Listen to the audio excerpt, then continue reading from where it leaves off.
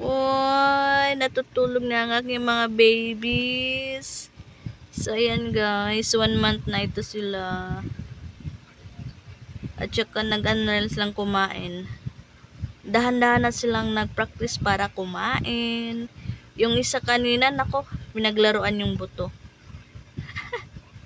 So, ayan. Itong kulay orange si Apple. That's Apple. Yung itong nasa dulo yung gray, yan si Peanut.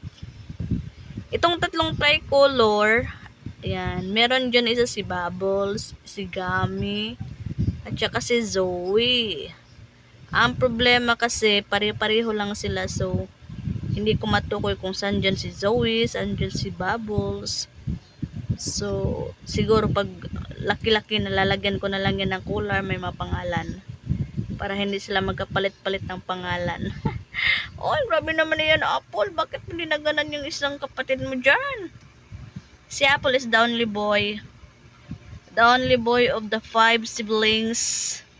At saka siya ang panganay.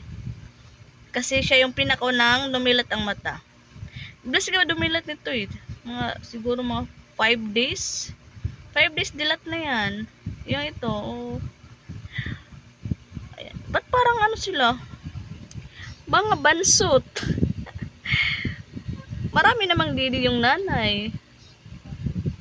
Ayan o.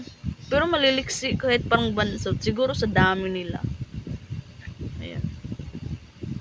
Saka ko na ito sila purgahin pagka malakas na silang kumain. Kasi yung purga ko, bigay sa kanila yung powder. Sasama ko sa pagkain. Ang sweet naman yun. Asa nanay ninyo? Wala pala yung nanay nila dito. Saan kayong nanay nila? Gumala yata. Oh, yung cute. Wow, so pretty naman yan.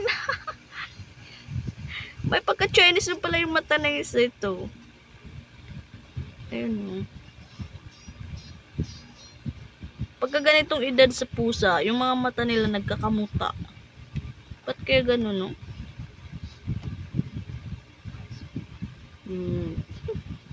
O siya, sorry sa disturbo mga babies ha. Tulog na kayo dyan. Hanapin ko pa nanay ninyo.